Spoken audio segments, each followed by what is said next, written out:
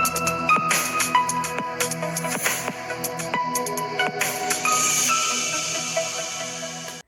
Friends, എല്ലാവർക്കും മറ്റൊരു പുതിയ വീഡിയോയിലേക്ക് സ്വാഗതം. It's me Akhil Satheesh and welcome to Akhil Satheesh world.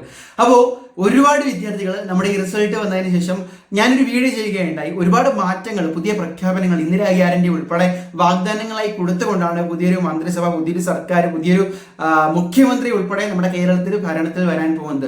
ഈ ഒരു സാഹചര്യത്തിൽ വിദ്യാർത്ഥികൾക്ക് അനുകൂലമായ മാറ്റങ്ങൾ എന്ന് പറഞ്ഞ് ഞാൻ വീഡിയോ ഇട്ടപ്പോൾ അതിൽ പെൺകുട്ടികൾക്കുള്ള 1000 രൂപ ഉണ്ടായിരുന്നു, അതുപോലെ KSRTC സൗജന്യ യാത്ര ഉണ്ടായിരുന്നു, യുവജനങ്ങൾക്ക് തൊഴിൽ തുടങ്ങാൻ സംരംഭം തുടങ്ങാനുള്ള 5 ലക്ഷത്തിന്റെ പലിശരഹിത ലോണുകൾ ഉണ്ടായിരുന്നു. പക്ഷേ അതിന്റെ കമന്റ് ബോക്സ് ഫുള്ള് ഭരിച്ചതെന്ന് പറയുന്നത് +1 വിദ്യാർത്ഥികളാണ്. അപ്പോൾ അവരുടെ ഏറ്റവും വലിയ ആവശ്യം +1 ഇംപ്രൂവ്മെന്റിന്റെ ഡേറ്റ് പുനർനിശ്ചയിക്കുമോ അല്ലെങ്കിൽ പുനഃക്രമീകരിക്കുമോ, ആ ഒരു സ്ട്രെസ് കുറയ്ക്കുമോ എന്നൊക്കെയുള്ളതാണ്.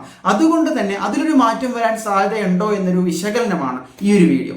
അപ്പോൾ ഒന്നാമത്തെ കാര്യം എടുത്തു പറയേണ്ടത്, ലോക്ക്ഡൌൺ സമയത്താണെങ്കിൽ പോലും പിന്നീട് പരീക്ഷ നടത്തിപ്പിന്റെ ഒക്കെ സമയത്ത് വിദ്യാർത്ഥികൾക്ക് അനുകൂലമായി വിദ്യാർത്ഥികൾ ഉയർത്തുന്ന പ്രശ്നങ്ങൾ നിയമസഭയിൽ ഉൾപ്പെടെ അവതരിപ്പിച്ചൊരു വ്യക്തിയാണ് VD സതീശൻ അവർ. അപ്പോൾ തീർച്ചയായിട്ടും വിദ്യാർത്ഥികൾക്ക് അനുകൂലമായിട്ടുള്ള ഒരുപാട് തീരുമാനങ്ങൾ ഇതുവരെ ഇല്ല എന്നല്ല, പക്ഷെ വിദ്യാർത്ഥികൾ കുറച്ചുകൂടി ആഗ്രഹിക്കുന്ന പല തീരുമാനങ്ങളും ഒരുപക്ഷെ നേരിട്ട് അതിൽ മാറ്റം വരാനുള്ള സാധ്യതയും ഇനി അങ്ങോട്ട് നമ്മൾ കാണുന്നുണ്ട്. അപ്പോൾ ആ ഒരു പശ്ചാത്തലത്തിൽ ഇപ്പോൾ +1 വിദ്യാർത്ഥികൾ ഉയർത്തുന്ന ഏറ്റവും വലിയ ഒരു പ്രശ്നം, അതായത് എടുത്തു പറയേണ്ടത് ഈ പറയുന്ന പോലെ തന്നെ +1 ഇംപ്രൂവ്മെന്റിന്റെ ഡേറ്റുമായി ബന്ധപ്പെട്ടാണ്. അപ്പോൾ +1 പരീക്ഷ കഴിയുന്നു, അത് കഴിഞ്ഞ് ഇംപ്രൂവ് ചെയ്യാനുള്ള അവസരം കൊടുക്കുന്നു.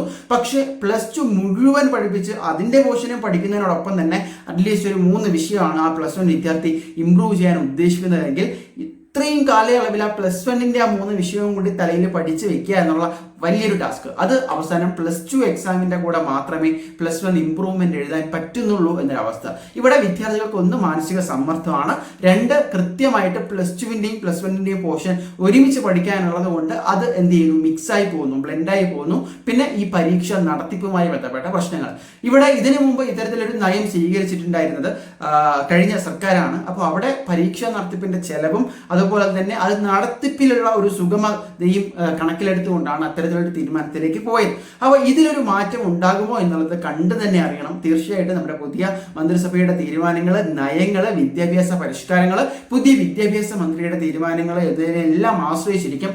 തീർത്തും നമുക്ക് മാറ്റില്ല എന്നൊന്നും പറയാൻ പറ്റില്ല. എന്തായാലും ഒരു സാധ്യത നമ്മൾ കാണുന്നുണ്ട്. അത് വിദ്യാർത്ഥികളും അധ്യാപകരും എപ്രകാരം ഈ ഒരു പ്രശ്നത്തെ റിയലായിട്ട് നമ്മൾ മുന്നോട്ട് കൊണ്ടുവരുന്നു എന്നതിനനുസരിച്ച് മാത്രമായിരിക്കും. പക്ഷെ നിലവിൽ കഴിഞ്ഞ 2 വർഷമായിട്ട് അല്ലാതെ നടത്തി തെളിയിച്ച ഒരു സംസ്ഥാനം അല്ലെങ്കിൽ വിദ്യാഭ്യാസ വകുപ്പ് കൂടിയാണ്.